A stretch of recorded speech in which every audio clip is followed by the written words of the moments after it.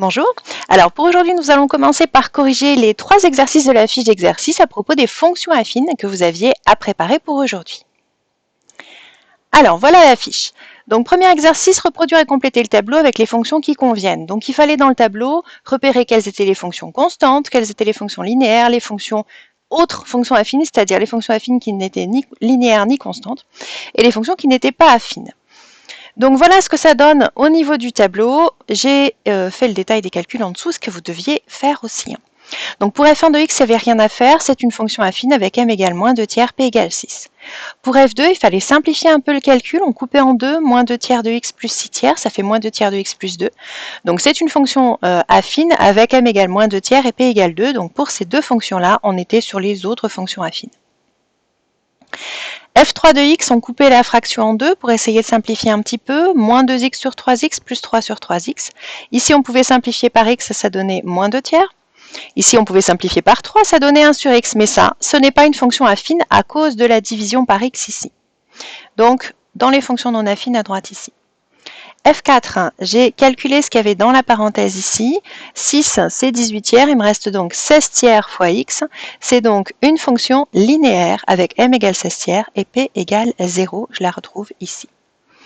F5, moins 2 sur x plus 6 sur 3. Je peux calculer 6 sur 3, ça fait 2. J'ai moins 2 sur x plus 2, mais ça, c'est pas une fonction affine à cause de la division par x.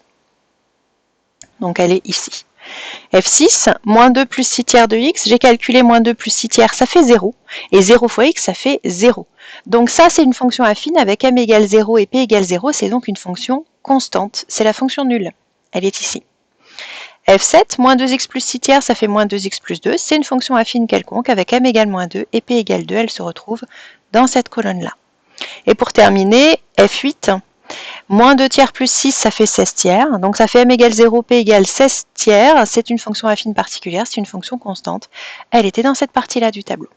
Voilà pour le premier exercice.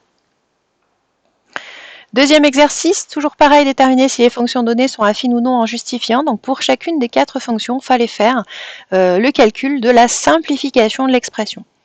Pour la première fonction, on avait une somme, j'enlève donc les parenthèses sans rien faire de particulier, je trouve moins 5x plus 5, c'est donc une fonction affine avec m égale moins 5 et b égale 5. Pour la deuxième, attention, ici il y a un signe moins, donc il faut changer le signe de tout ce qui se trouve dans les parenthèses qui sont là. Pour les premières parenthèses, on enlève les parenthèses sans rien changer, moins 2x plus 3, moins 2 plus 3x. Donc moins 2x plus 3x, ça fait x, 3 moins 2, ça fait 1, c'est donc une fonction affine avec m égale 1 et p égale 1.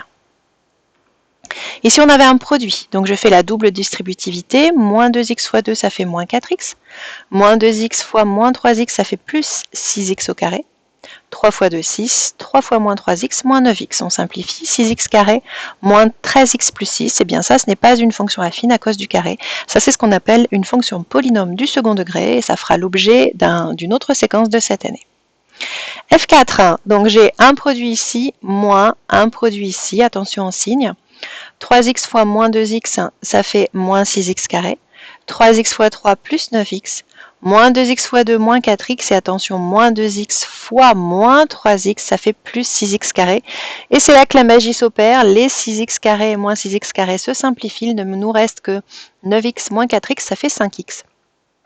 Et ça, c'est bien une fonction affine puisque c'est une fonction linéaire avec m égale 5 et p égale 0.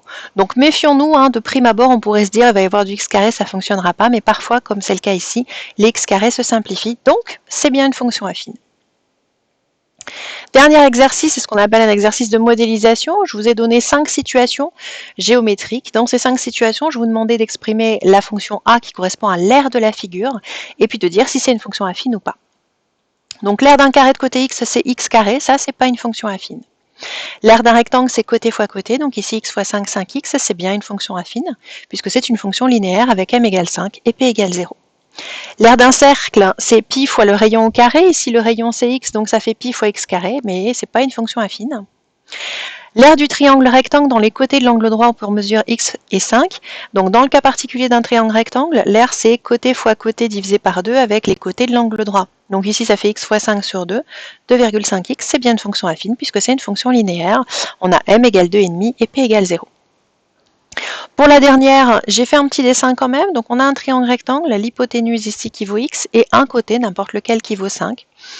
Donc l'air, c'est 5 fois le côté AB divisé par 2. Je vais exprimer le côté AB en fonction de x et de 5 en utilisant le théorème de Pythagore. J'ai BC carré égale AB carré plus AC carré. Donc AB carré, c'est BC carré moins AC carré. X carré moins 5, ça fait X carré moins 25. Et pour avoir AB, je prends la racine carrée de ça. Et attention, il y a une petite affiche dans la classe par rapport à ça. J'ai pas le droit de couper ma racine carrée en deux et de dire que c'est racine de X carré moins racine de 25. Ça ne se simplifie pas. Donc l'air, c'est 5 fois cette racine carrée sur 2, 2,5 fois racine de x carré moins 25, et ça, on ne peut pas simplifier. Ce n'est pas une fonction affine. Voilà, c'est tout pour les exercices qui étaient à faire pour aujourd'hui.